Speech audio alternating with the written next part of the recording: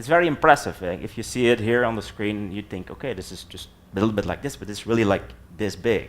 He builds like 100,000 Lego pieces art. And that reminded me when I was, well, 5, 6, 7 years old. Like I got these Lego boxes from my dad to play with, and I played a lot with Lego. And back then, computers didn't really exist yet. At least they were not affordable. They probably existed in like research labs somewhere in MIT. But with Lego, you could already build a lot of stuff. So at that time, when people asked me, because when you're young, right, people ask you like, what do you want to become when you get older? Well, a pilot, an astronaut, a doctor. They're like all the typical things, you sum up, you want to become. And I was like, I want to be an architect because I like to build things. I like to build stuff with Lego. And a little bit later, I got this. I was, I think, 11. Who still remembers this guy? At that time, he was a Commodore 64. Whoever played or used one? Not here? Well, with us in Europe and in the States, they were quite popular. This is still the most sold personal computer of modern times. There were more of these things sold than there were any other type of computer sold. And at that time, we're talking 25 years ago. Well, 24 to be honest.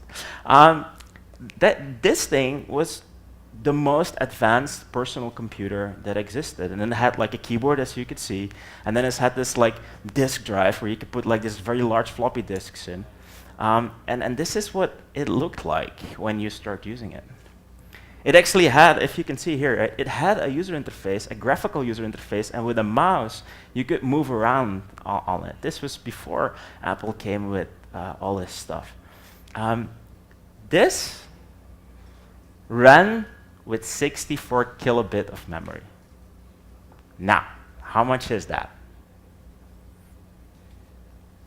Any idea? That's half a second of any song that you play today on your phone. Half a second. And I could run a whole operating system in this. I could write programs in it. I could create games in it. I could do a lot of it with it, and it was just 64 kilobit. When I was 11, I used this to learn to program.